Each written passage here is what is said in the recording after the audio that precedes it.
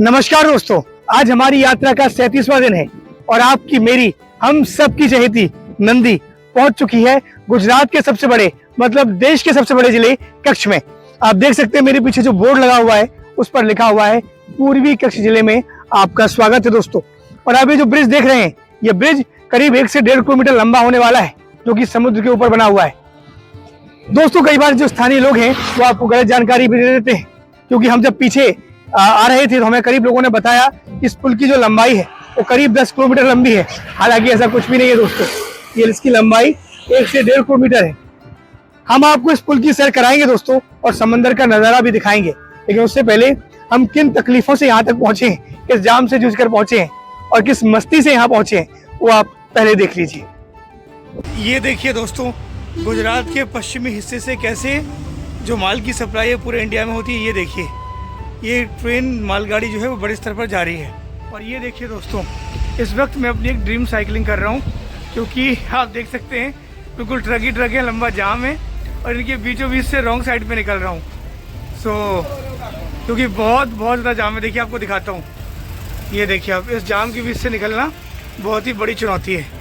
तो ये देखिए दोस्तों, इतना लंबा जाम है और हमें भैया मिल गए। कैसे भैया? आप कहाँ से आ रहे हैं? बीकानेर से। और यहाँ कहाँ जा रहे हैं? मोरबी। तो ये किस चीज़ की? अच्छा, क्योंकि आप चाइना के लिए लेके जा रहे होंगे। ये मोरबी में टाइल्स बनती है। ओके, चलिए, थैंक। मैं दिल्ली से हूँ। वैसे मैं एमपी से हूँ भैया, बट मैं दिल्ली में रहता हूँ। दिल्ली से टूर में? हाँ जी, ऑल ओवर इंडिया। चलिए, थैंक यू।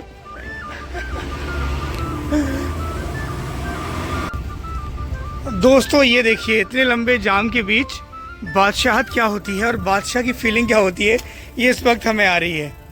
ये देखिए हमारी छोटी नंदी, और कितनी शान से ट्रकों के बीच चली जा रही है। पूरा ही रास्ता जाम है। करीब 10 किलोमीटर लंबा जाम है। ये मालिया है। करीब 10 किलोमीटर लंबा जाम है दोस्तों, ये मालिया है। और हम इस पूरे जाम को क्रॉस करके लगातार चले जा रहे हैं। ये देखिए दोस्तों, अगर ये जाम किसी के लिए खुला है तो वो सिर्फ और सिर्फ हमारी नंदी के लिए।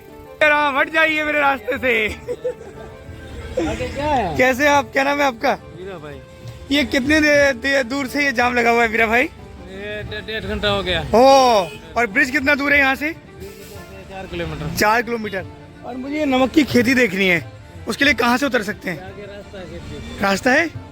चलिए, थैंक यू। नमस्कार दादा। ये देखिए दोस्तों, लोगों का टाइम पास नहीं हो रहा है, ऐसे टंगे हुए हैं और हम शान से चल रहे हैं। सच कहूँ तो इन ट्रकों के बीच से चलना काफ़ी खतरनाक भी है। शायद अगर ये चलता हुआ ट्रैफिक होता तो मैं कभी भी इन ट्रकों के बीच से नहीं चल पाता, लेकिन अभी ट्रैफिक थमा हुआ है, यानी ट्रैफिक जैम है और सिर्फ मैं ही चल रहा हूँ, इसलिए मैं चल भी पा रहा हूँ। मुझे लगता है कि इस जाम में इस आदमी के नेटवर्क नहीं आ रहे हैं, इसीलिए ये चढ़ा हुआ। दोस्तों, करीब जिस 10 किलोमीटर लंबे पुल को देखने की हमारी चाहत है, लगता है उससे पहले हमें 10 किलोमीटर लंबा जाम देखना होगा। ये देखिए आप, इसी जाम से हम बढ़ते हुए हम साइड में आ गए। ये देखिए, यहाँ पर ये कुछ खेत हैं, यहाँ पर नमक की खेती हो रही है और ट्रकों के पहियों की रफ्तार एकदम थमी हुई है और अपनी छोटी नंदी झमाझम से आगे बढ़ रही है। ये देखिए दोस्तों, ये समंदर का पानी है और ये हमारे बड़े भाई, हेलो, ये अपनी गाय भैंस चराने के लिए जा रहे हैं और इसी समंदर के पानी को रोककर नमक बनाया जाता है दोस्तों, जो मैं आपको आगे दिखाने वाला हूँ। आपको नमक बनाने का पूरा मैकेनिज्म समझाते हैं। ये आप जो पानी देख रहे हैं, ये समंदर का पानी है, यानी इस पानी को इस तरह खेतों में कलेक्ट कर लिया जाता है और फिर पूरी एक प्रोसेस होती है जिसको छान कर इसमें से नमक के कण निकाले जाते हैं। अब ये देखिए, इसमें कितनी सारी प्रोसेस होती है। जब इनमें से मिट्टी निकाली जाती है तो कुछ इस प्रोसेस का नमक आपको सामने निकल कर आता है। ये देखिए, ये इस तरह का नमक आपको निकल कर आएगा। उसके बाद जब आप थोड़ा सा आगे बढ़ेंगे, यानी कि एक प्रोसेस में आगे और बढ़ेंगे, हालांकि अब टेक्नोलॉजी ने भी काफ़ी सारा रूप ले लिया है, लेकिन किसान किस तरीके से अभी भी इस खेत नमक को निकालते हैं वो हम आपको दिखाएंगे। और ये देखिए, आगे चल रहे हैं एक और प्रोसेस में कि जब इसके बाद जो फिल्ट्रेशन होता है वो किस तरीके से होता है। ये देखिए दोस्तों, ये नमक ही नमक पड़ा हुआ है। ये देखिए आप, ये नमक ही नमक है पूरा। और ये देखिए, ये नमक का एक और फॉर्म है जो कि काफ़ी वाइट हो गया है। ये देखिए आप, जिस नमक को हम खाते हैं। ये देखिए दोस्तों, आपको खेतों में भी नमक ही नमक नजर आ रहा होगा। इसका ये और भी काफी ज्यादा क्रिस्टल एंड क्लियर फॉर्म है। ये पूरा इसका मैकेनिज्म है दोस्तों। तो दोस्तों देखा आपने कितनी तकलीफ से हम इस ब्रिज तक पहुंचे। चलिए अब आपको ये ब्रिज दिखाते हैं। देखिए दोस्तों, ये है समंदर, यानी कि जो हमारे देश का पश्चिमी भाग है उसका ये समंदर है दोस्तों। और ये ब्रिज बना हुआ है, और मैं आपको बता दूं जो नमक बनता है वो इसी पानी से बनता है दोस्तों। आगे आप देखेंगे, आगे मैं आपको दिखाऊंगा। वैसे देखिए सामने वो दिख रहे हैं आपको नमक के बड़े बड़े टीले जो व्हाइट कलर के दिख रहे हैं, तो इसी पानी से नमक बनाया जाता है दोस्तों। हम ब्रिज पर चल रहे हैं, लेकिन दूसरी तरफ देखिए बहुत ही लंबा जाम लगा हुआ है।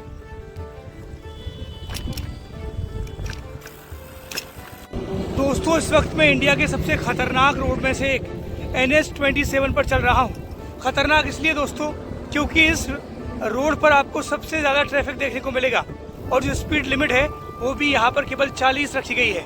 और उसका कारण है दोस्तों, क्योंकि यहाँ पर जो भी माल ढुलाई का जो काम चलता है, यानी वो सबसे ज़्यादा होता है। और इस पूरी सड़क पर आपको 90% ट्रक ही ट्रक जाते हुए दिखाई देंगे।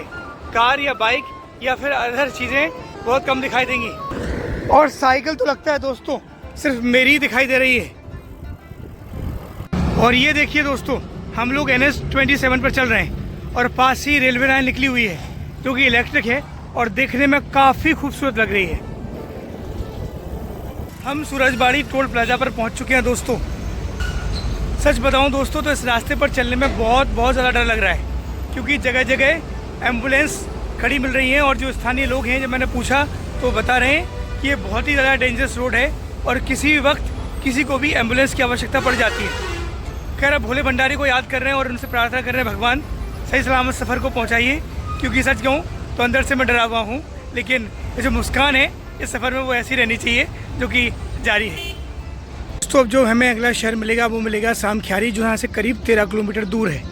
लेकिन ये देखिए, ये कटारिया है, जो कि एक कटारिया धाम है, जो कि एक जैन तीर्थ है, जिसके लिए यहाँ पे जाना होगा। एक काफ़ी प्रसिद्ध तीर्थ है गुजरात में। दोस्तों इस व्यस्तम रोड पर चलना बहुत मुश्किल है, लेकिन यकीन मानिए कि जैसे भगवान अपना इस पूरी यात्रा में साथ ही दे रहे हैं। हमेशा उनका आशीर्वाद मेरे साथ है, और इस बात के जो प्रमाण है वो मुझे बार बार मिलते रहते हैं। अब देखिए मैं ऐसा क्यों कह रहा हूँ, ये मैं आपको दिखाता हूँ। ये देखिए, लगातार आपको ट्रक ही ट्रक जाते हुए दिखाई देंगे, लेकिन अब कई किलोमीटर तक भगवान शंकर जी ने मेरे लिए रास्ता एकदम क्लीन कर दिया है। दरअसल दोस्तों मैंने जब पूछा कि ये रेड बोर्ड्स यानी कि साइन क्यों लगाए गए हैं डाइवर्जन के लिए, तो मुझे यहाँ के मजदूरों ने बताया कि यहाँ पर काफ़ी दूर तक ये पेड़ पौधे लगाने का काम NHAI की तरफ से चल रहा है। यानी भगवान ने ये काम शुरू करवा दिया और मुझे पूरा एक तरीके से ग्रीन कॉरिडोर दे दिया है, जिस पर मैं अब आने वाले कुछ समय तक लगातार चल सकता हूँ। तो देखा दोस्तों आपने, प्रत्यक्ष को प्रमाण की आवश्यकता नहीं होती, और भगवान भोले भंडारी का आशीर्वाद सदैव हमारे साथ है इस यात्रा में। और चलिए अब बढ़ते हैं आगे सामख्याली की तरफ। और दोस्तों हमें मिला है मानस हनुमान धाम, तो हम यहाँ पर दर्शन करने के लिए मुड़ गए हैं। ये NH-27 पर जब हम आगे की तरफ बढ़ रहे हैं तो हमें ये रास्ते मिला है। और दोस्तों सच कहूँ तो जो भी देवी देवताओं के स्थान मिलते हैं वहाँ पर ज़रूर रुकता हूँ, क्योंकि हम सनातनी हैं और हमारा धर्म कर्म हर तरीके से बनता है कि जितने भी हमारे देवी स्थान हैं, यानी जो 4 धाम की यात्रा है, उन धामों में ये सभी आते हैं। तो मैं इन सभी के दर्शन ज़रूर करता हूँ और अपनी साइकिल यात्रा के लिए उनसे आशीर्वाद लेता हूँ। अविघ्नाय नमः, विघ्नकर्त्रे नमः, ब्रह्मणे नमः।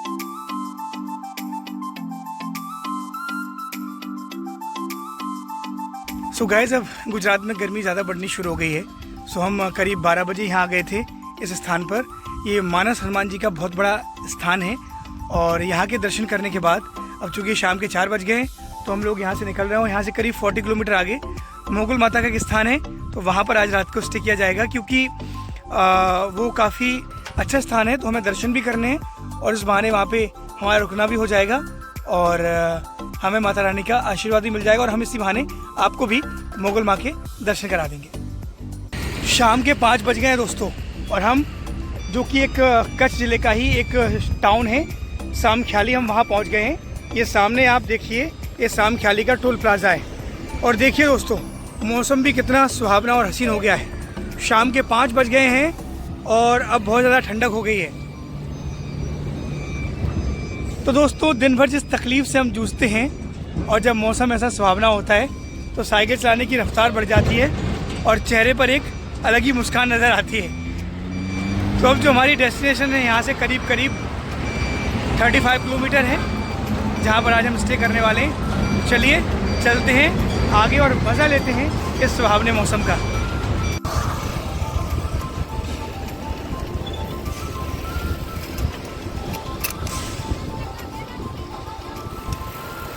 अब दोस्तों, जो मुझे आपको इम्पोर्टेंट बात बतानी है वो ये कि ये जो रूट है मोरबी से लेकर गांधीधाम तक का, यानी कि आगे जो हमें जो अगला शहर पड़ेगा वो है बचाव शहर, और बचाव से ये ट्रक जो है वो गांधीधाम की तरफ मूव कर जाते हैं। दरअसल माजरा ये है दोस्तों कि जो कांडला या जो मुंद्रा जो पोर्ट हैं, जिसमें अक्सर आपने सुना होगा इन पोर्ट्स के बारे में, अडानी अंबानी के जो पोर्ट्स हैं वो वहाँ पर हैं। इसी वजह से जो वेस्टर्न पार्ट है इंडिया का, यहाँ पर ट्रक बहुत ज़्यादा चलते हैं।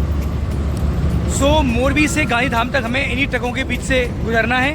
और मैं आपको बता दूं ये बात, वैसे आपको पता है कि मैं चलते चलते वीडियो बनाता हूं और आप लोगों से चलते चलते बात कर लेता हूं, लेकिन इतने बिजी सड़क पे चलते हुए वीडियो बनाना हादसे को दावत देने जैसा है दोस्तों। इसीलिए मैं सर्विस रोड पर आकर खड़ा हो गया और अब आपको ये बात बता रहा हूँ। तो चलिए अब बढ़ते हैं आगे।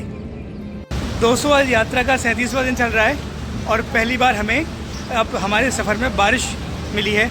ये देखिए, बारिश शुरू हो गई है, इसलिए हमें स्टॉप लेना पड़ा है। एक यहाँ पर एक ये होटल टाइप का एक रिजॉर्ट है और यहाँ पर हमने स्टे लिया हुआ है। कुछ दिन रुकेंगे, जब तक ये बारिश बंद नहीं हो जाती उसके बाद फिर आगे बढ़ेंगे। दोस्तों, बारिश थोड़ी देर के लिए रुकी थी, लेकिन जैसे ही हमने सफ़र शुरू किया फिर से बारिश होनी शुरू हो गई है।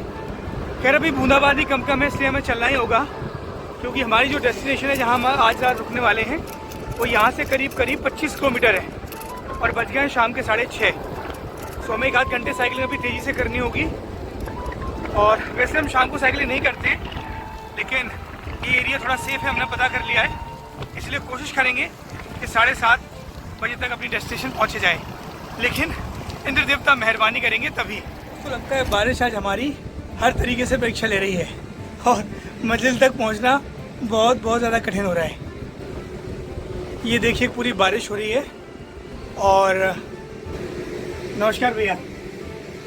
और हमने भैया के पास कुछ समय के लिए आश्रय ले लिया है, खाट डली हुई इनकी छोटी सी, और यहाँ पर आराम कर रहे हैं। दोस्तों, रात के 8 बजने वाले हैं और हम पहुँच गए हैं बचाऊ गाँव। ये देखिए आप, मौसम कितना सुहावना हो रहा है। तो दोस्तों, 8 बज चुके हैं और हम लोग बचाऊ गाँव आ गए हैं। और यहाँ ये जो सीधा रास्ता है वो जा रहा है गांधीधाम, और हमें टर्न लेके इधर जाना है भुज की तरफ, जहाँ हमें पहले पड़ेगा मुगल धाम यानी कि कबराऊ।